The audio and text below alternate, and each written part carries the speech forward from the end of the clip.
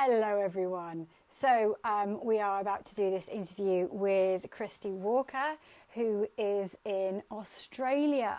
She has been looking at changing her dog Scout over to raw feeding, and oh, there she is, bear with me, as he was recently given a diagnosis of arthritis, which obviously they were quite upset about. Now, Kristy is a keto advocate and a friend of mine, and here she is. Hi, Kristy.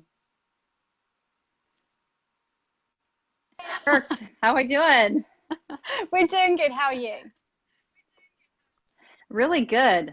Thank you so much for having me on Oh, tonight. I'm excited to talk about this with you a little bit more. I know we've been yeah. exchanging so many messages, but I loved everything I've been learning, and I just want to share it with everybody.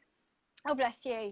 Well, yeah. I mean, this is the importance, isn't it? Is that we can reverse the arthritis that Scout has got. We can reverse a lot of problems with the correct diet, with the correct nutrition. It's just finding out what is right for your particular animal. Yeah, absolutely. And I think, oftentimes we do what we've always known.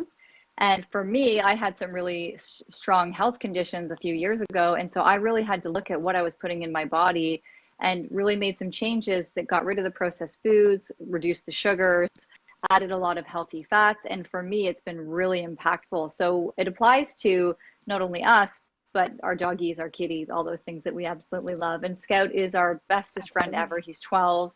We got him when he was 3 from a shelter. We were doing some dog training there, and we were really just meant to foster him like many parents that have adopted dogs. And he came home with us, but he's traveled the world with us, and he is just the sweetest animal if anyone's ever met him. So the other day, I'm sure you went over this, but just a little bit more detail. The other day, we noticed he was limping. So that was about 2 weeks ago.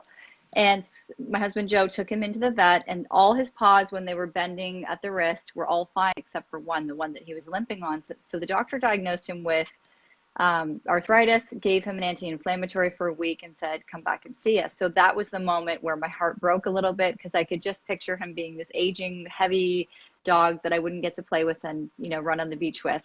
So thank you Yeah. so much, Hope. And that's kind of where our journey started. And you started sharing with me, okay, so here's some things that you might want to consider. So I'm not going to give any more detail about my story. That's something that we'll be able to tease out a little bit more in our Yeah. series here. We're going to do a couple of these guys because this topic can be really small or it can be really big. So I want to really use Hope's education and her knowledge and all her experiences. I hope you'll share at least one story with us tonight of some of the animals that you've worked with. So do you want to start with how you were introduced to the whole raw conversation? Oh, sure, I can do. So Or what got you into being a holistic nutritionist? Whatever you think. yeah, that's a long story. I'm not sure that people will be that interested. But basically, I started out. I spent 3 months living over in Detroit, and I came home, and my friend said to me, "I'm going to go and see a kitten. Do you want to come with me?" And I was like, "Yeah, okay." And the litter was there, and there was a spare one over and above the one my friend wanted, and they were raw fed, and Oh, wow. So that's how that you was came my across all that. introduction. Cool. I bought a pedigree Bengal kitten who was brought up raw fed, and like an idiot, I took him home and went, "Oh, I can't be bothered to go and get Coley and ox cheek," and unfortunately, I didn't keep up the raw feeding, but thankfully later I was introduced to some dogs that were raw fed, and I swapped everybody. So we did good. We reversed a lot of things and increased health and longevity for a number of animals. I wanted to teach everybody, hey, look, you can have a healthier animal. I decided you could get a healthier animal because of the research that I did, and I ended up becoming so passionate about it that I went to university at 36, which is an odd age to go, and I took a foundation degree and topped it up to a degree, and now looking at my master's, basically adapting what I was learning to know more about raw feeding, to making sure that I was getting the nutrition right, to making sure that they were getting optimum and the best that they could get. And in fact, you know, we've recently had within the, I guess we'd call it movement or niche, we've recently had an animal pass who was raw fed all her life, actually from Australia, who was 30 years old. So that shows a great deal when you think that the average longevity of a dog in you know, normally is 8 to 9, maybe 10. That shows a huge, great difference. And so, yeah, that became my passion because my dogs were my babies. My dogs and my cat were my babies. So I'm also moving into human as well because I had a baby myself. So that's what happened with me. So when it comes to Scout, and his diagnosis of arthritis, what you need to look at really is what is causing. So arthritis, anything that says itis on the end means that it's an inflammation. So it is an inflammation of the joints. And what you really need to look at is what is causing that inflammation. Whereas the medicine you've been given will help sort of tame down the symptoms. If we can look at what's causing the symptoms, then we can possibly get rid of that. And what we tend to find is that starch, any sort of starch, from anything from wheat to potatoes to actual sugar, feeds inflammation. So if we take those out of the diet of your dog, just in the same way as we take them out of the diet of ourselves, we reduce inflammation, which makes a phenomenal difference and can, at the very least, reverse the symptoms. Oh, there she is. Hurrah! Well, I don't know what's going on with my technology. I heard all of that, and it's Awesome. so interesting. So we have just a little sneak peek. We have actually had some good results so far, but I'm not going to share anything because that part of me feels like we might be getting ahead of ourselves, but I'm really excited about it. And Scout's feeling very playful, Absolutely. super adorable. So like one of the other questions, a good sort of 4-week changeover. So give it 4 weeks. Yeah. Before you sort of start jumping up and down, if that makes sense. So 4 weeks. Okay, that sounds good. So when people, well, only last question I want to ask you tonight is because some people might be hearing about this for the first time. So we talked a lot about inflammation. Did you talk a little bit about like species appropriate? Right. So yeah, that's also part of the problem in that in the same way as you as a keto advocate know that, you know, when we're born and we are breastfed, we are in ketosis. We live in that area. And unfortunately, since we stopped being nomadic and started planting crops, we have ended up concentrating on eating grains and starches and root vegetables. And whilst humans can have an enzyme called amylase that is produced in the mouth that starts the breakdown of starches immediately, dogs don't have that. They do not have amylase in the mouth. So they can't actually start digesting it in the mouth. The other thing is, you know, when we eat, let's say, bread, it has been ground down.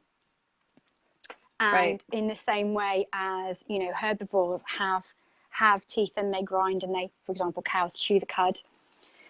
Dogs don't actually have that lateral movement to be able to chew.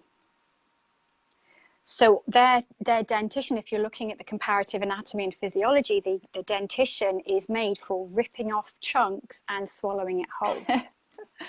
Literally. Yeah, I mean, so digestion doesn't actually start until the stomach with dogs. Now, unfortunately, what you find is that a high protein diet will boost just knowing the protein is coming in, you smelling it, tasting it, knowing the protein is coming in will raise the pH of the acid in the stomach in order to be able to deal with it. What happens when you involve starches is that pH goes down.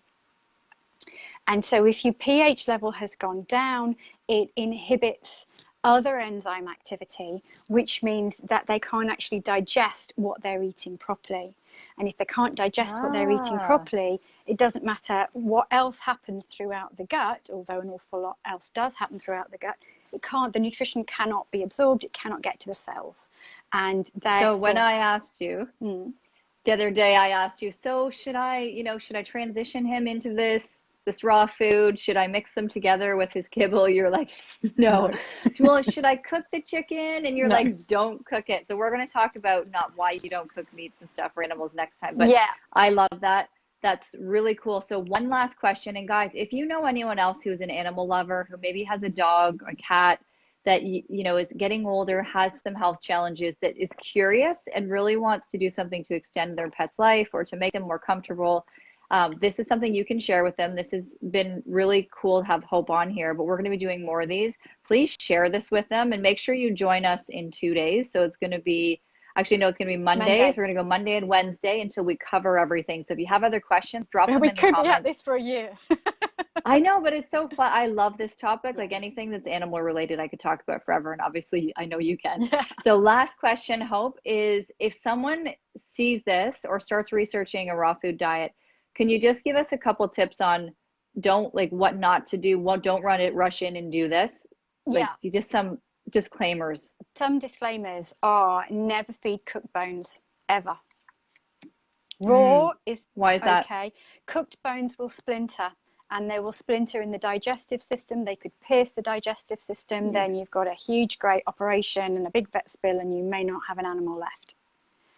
Oh my God. So please never, ever feed cooked bones. Raw bones are great, but again, if that pH level isn't reaching a pH of 1, the stomach acid cannot hit those bones properly, and you've got lumps going through. So really, the raw bones needs to wait until they're fully on a raw diet.